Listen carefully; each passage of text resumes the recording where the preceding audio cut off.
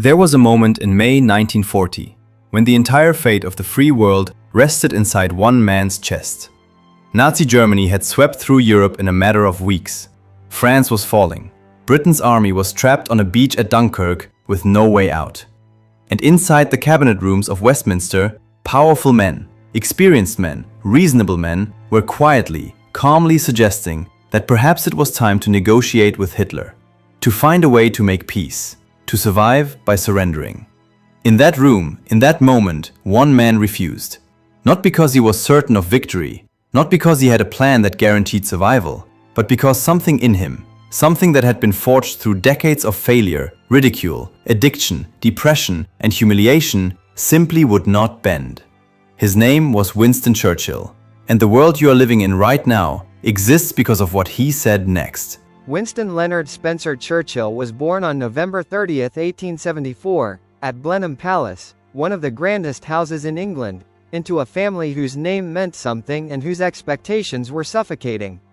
His father, Lord Randolph Churchill, was a brilliant, volatile politician who burned bright and burned fast, reaching the heights of British political life and then destroying himself through arrogance and illness before his son was old enough to really know him. His mother, Jenny Jerome, was an American heiress, beautiful and socially magnetic, who moved through the drawing rooms of Victorian England with the ease of someone who had been born to charm powerful men.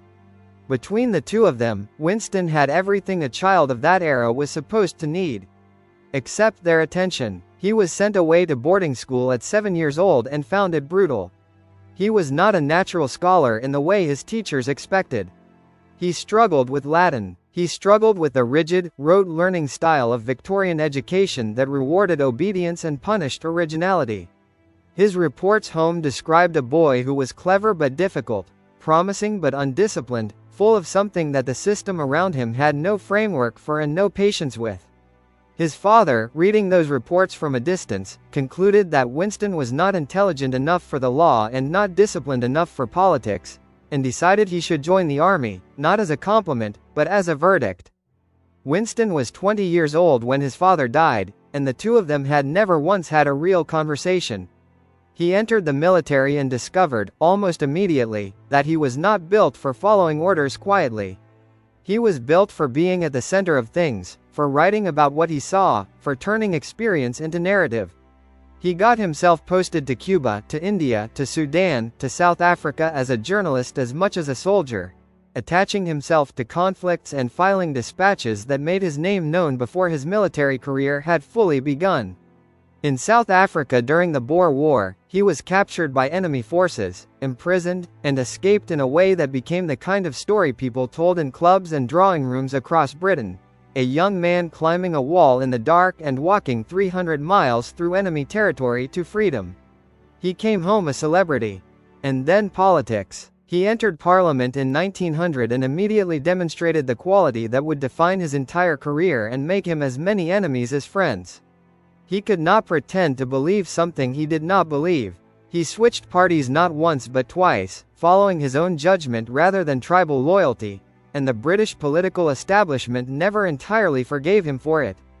By the 1930s, when he was warning anyone who would listen about the rising danger of Adolf Hitler, most of Westminster had decided Churchill was yesterday's man. A maverick, a warmonger, an unreliable egotist who had been wrong too many times to be taken seriously. He spent nearly a decade in the political wilderness, watching Europe sleepwalk toward catastrophe, correct about everything, and listened to by almost no one. On May 10, 1940, the same day that Germany launched its devastating invasion of France and the Low Countries, Winston Churchill became Prime Minister of the United Kingdom. He was 65 years old. He had spent the better part of a decade being dismissed, ignored, and openly mocked by the political establishment he had spent his entire life trying to lead. And now, at the moment when the world needed someone who understood exactly what Adolf Hitler was and exactly what he intended, the country turned to the one man who had been saying it all along and had paid a serious political price for doing so. He later wrote that he felt, walking into Downing Street that night, a profound sense of relief. Not triumph, relief. Because finally, the job matched the man. What followed in the next few weeks was the most consequential political performance in modern British history.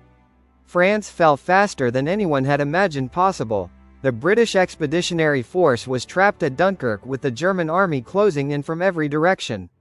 And inside the War Cabinet, Churchill faced something that no history book quite captures with full force: the genuine, serious, reasonable argument from men he respected that Britain should seek a negotiated peace with Hitler through Mussolini as intermediary.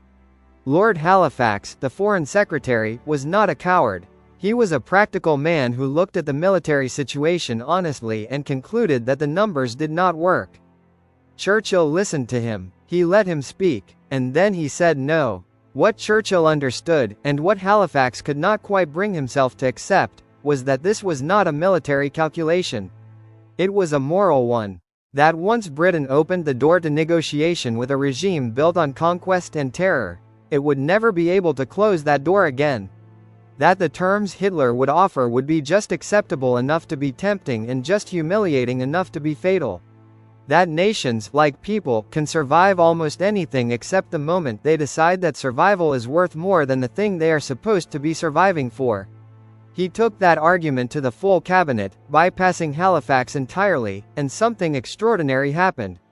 The ministers who had been quiet, who had been waiting to see which way the wind blew, stood up and cheered. The decision was made. Britain would fight. Then came the speeches. Churchill understood, with the instinct of a man who had been a writer before he was a politician, that wars are won and lost in the minds of the people fighting them before a single shot determines anything on the battlefield. He stood before the House of Commons and offered his countrymen nothing comfortable. No false promise of easy victory. We shall fight on the beaches. We shall fight on the landing grounds. We shall fight in the fields and in the streets. We shall never surrender. Those words did not describe a military strategy. They described a state of mind, a decision about what kind of people the British intended to be. And across the Atlantic, an American president who needed his own people to understand why this war mattered listened to those words on the radio and understood that Churchill had just made the argument Roosevelt needed made for him. Winston Churchill led Britain through the Second World War with a combination of genuine strategic vision, extraordinary personal courage, and a gift for language that turned the English language itself into a weapon against despair. By May 1945, when Germany surrendered and the war in Europe was over, he stood on the balcony of the Ministry of Health in Whitehall before a crowd of hundreds of thousands of people who had survived together what no one had been certain they would survive, and he wept. Not performed tears. The tears of a man who had carried something almost too heavy to carry and had finally been allowed to put it down. 2 months later, the British public voted him out of office. In the middle of the Potsdam Conference, while the final shape of the post-war world was still being negotiated, the results of the general election came in and Churchill was gone, replaced by Clement Attlee in the Labour Party, who had promised the exhausted British people something Churchill never quite managed to offer convincingly. A better ordinary life. Not glory, not survival, just decency and security and a health service that would not bankrupt a family when illness arrived. The rejection hurt him in ways he rarely showed publicly. He had given everything, and the country had decided, with the particular practicality of people who have just survived a war, that it needed something different now.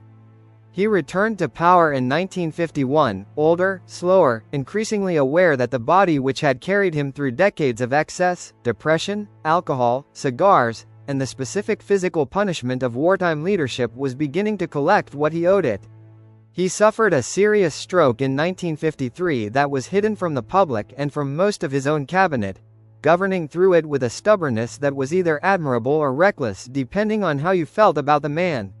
He finally resigned in 1955, at 80 years old, and spent his remaining years at Chartwell, painting, writing, drinking, and watching a world that he had helped save reshape itself in ways that sometimes seemed to have very little room for the kind of man he had been. He died on January 24, 1965, exactly 70 years after the death of his father, a coincidence he had predicted years earlier and which felt, to those who knew him, like the kind of detail he would have appreciated. He was given a state funeral that drew heads of state from around the world and was watched by millions on television in what was, at that moment, the largest funeral broadcast in history. His coffin was carried up the Thames on a barge, and as it passed, the cranes along the riverbank dipped in salute, one by one, in a gesture that nobody had planned or organized but that everyone agreed, afterward, was exactly right. His legacy is vast and genuinely complicated. The man who refused to surrender to Hitler also presided over decisions in Bengal and elsewhere that cost millions of lives and that history is still in the process of fully accounting for. He was not a simple man and he does not deserve a simple legacy. What he was, without serious question, was the right person in the right place at the most dangerous moment modern civilization has faced.